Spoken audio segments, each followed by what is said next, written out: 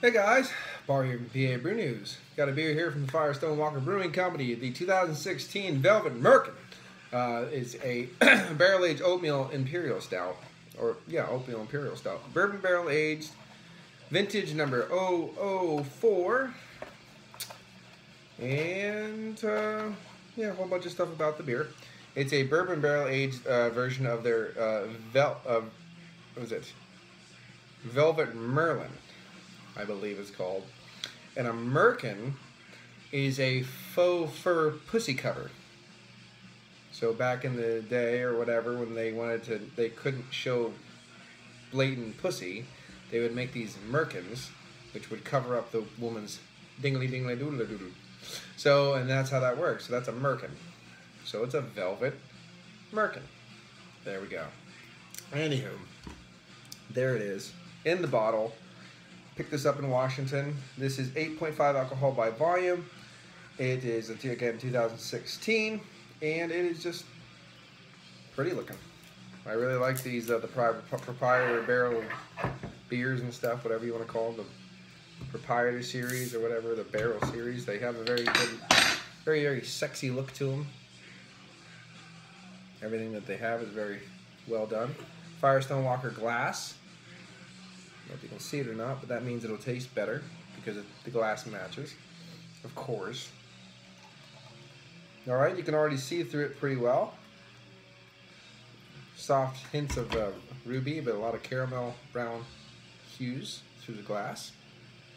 Very off-white head, obviously. This tannish head. Tap, tap, there it goes. That fell over because the box has been molested.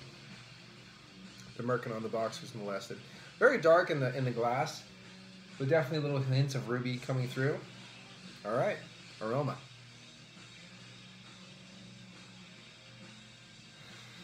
Nice roasty toasty, nice caramel peppery bourbon. That brown bread goodness. Let's get into it. Cheers.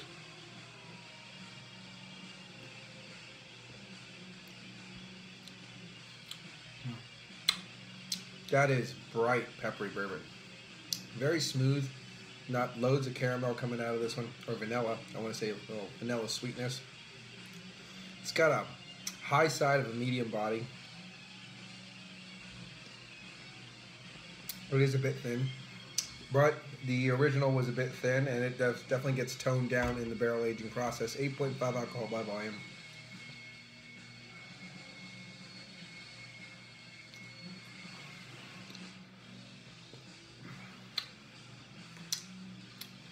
There's nice earthiness in the background, the backbone. There's caramel sweetness. There's a little bit of vanilla sweetness. And you have a little bit of that oatmeal body coming through, kicking up to that high side of a medium mouthfeel. The caramel, or the oatmeal, is definitely in the background, in the residual characteristics of the beer. Very smooth. Hints of playful sweetness, the sweetness from the vanilla, from the bourbon barrel aging, that nice caramel from the beer itself, the roasty toastiness, plus the bourbon has that nice, beautiful, peppery bourbon, caramel bourbon. But the, excuse me, but a little bit of that oatmeal from the oatmeal stout, the original oatmeal stout, is shining through in the back end, especially.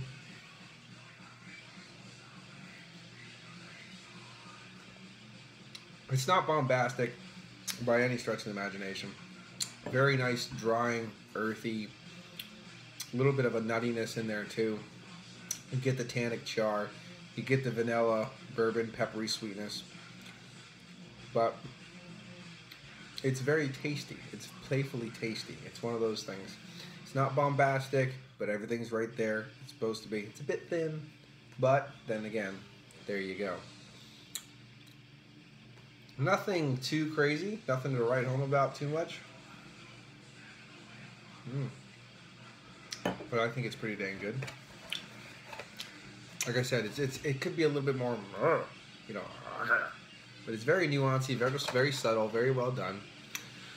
Let's see, after the release 10, we were limited amounts of component beers of draft only. Many of these gained the cult, blah, blah, blah. They say that a couple different things. and they begged to put back into production. Blah blah blah. Velet Merkin was one of these beers. Velet Merkin is the beer that almost wasn't at least in name. After all, it's not in our style to conceive monikers that are confounding, scandalous, or commercial. But in this instant, we inadvertently achieved all three with Velet Merkin. And so the name went off the grid for several years, but now it's back, and due to popular demand, if we get asked, we'll say it's all your fault. Okay. Once in a glass, however, Velet Merkin is dead serious, and the decadent oatmeal stout holds your nose hostage with chocolate, vanilla, bourbon aromas. Well, they're not overblown. I just spilled it on myself. That's pretty awesome. They're in there, but it's not bombarding me or anything like that. Vanilla bourbon aromas, which rich flavors of dark chocolate, truffle, bourbon, and espresso ultimately yield the beer to dangerously smooth and drinkability. Blah, blah, blah. One of a kind. Built to last, hoarding tendencies may occur. Well, this just fell down again because I abused the Merkin.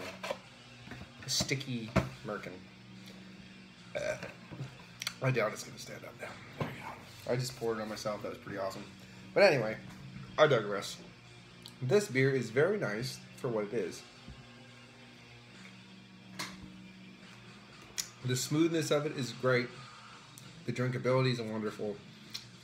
It's lacking in a lot of different aspects as far as bombastic or just like well-rounded notes, like the chocolate, the espresso they're talking about. It's roasty toasty. It's a little earthy. You do get some vanilla and a little bit of oatmeal sweetness, which is nice. That peppery bourbon is really nice, but again, it's very subtle. The beer in all its guises are subtle. It's a subtle beer. It's very good. But for what it is, I'm going to fill up my glass once more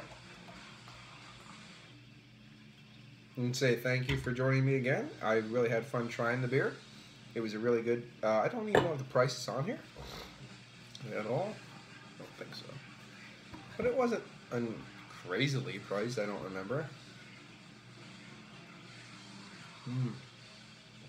Just a nice firm combination. Subtle but firm, just enough to move it around.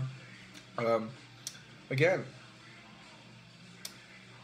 it's an imperial oatmeal stout, but it drinks like an oatmeal stout. If you know what I mean, the imperial's not there, so it's a little bit lackluster. So I'm going to throw it in at a solid 9. It's still really good, really tasty, really having a good job. Good time with this. Usually, 9.5s are like minimum with these kind of beers. This one, throw it in, high 9. I'm going to push it up to a solid 9. It's very good. A lot of people will enjoy it. This is Paul from PABrewNews. Cheers.